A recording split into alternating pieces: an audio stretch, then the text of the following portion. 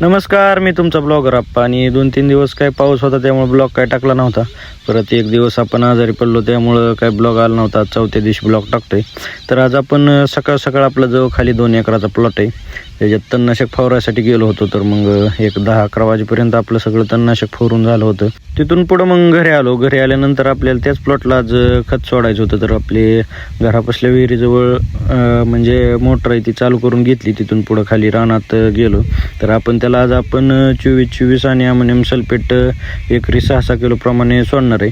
तर ही जी बघू शकता ही 1.5 एकराचा प्लॉट आहे. त्या 1.5 एकराला आपण 9-9 किलो आणलं आहे. आणि ही वरचा प्लॉट आहे ते अर्धा एकर आहे, ह्याला आपण 3-3 किलो आणलं आहे. अशा प्रकारे आपण ह्या दोन्ही प्लॉटला खत सोडणार होतो. त्याला खत सोडून घेतलं.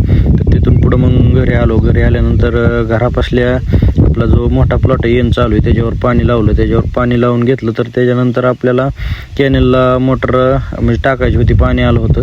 तर मग मी बावड्या आणि वेद मळ्यात गेलतो. मळ्यात गेल्यानंतर ती कॅनेलची पाईपलाईन थोडं बसवायचं राहिलं होतं, म्हणजे कॉकी ती बसवून घेतलं. तिथून पुढं मग मी वेद आणि बावड्या आणि केबल हातरून घेतली. केबल हातरून घेतल्यानंतर परत घरी आलो. घरी आल्यानंतर आपल्याला आज वेन चालू आहे त्या प्लॉटला 05234 आणि अमोनियम सल्फेट सोडायचं होतं. तर मग घरी गेल्यानंतर ते 05234 आणि अमोनियम सल्फेट एकरी 6-6 किलो घेतलं आणि ते सोडून दिलं. तिथून पुढं मग जे आपलं खाली म्हणजे 1.5 एकराचा प्लॉट आणि अर्धा एकराचा प्लॉट आहे, त्या अर्ध्या एकराचा आपण काय बांधून घेतला नाही अजून.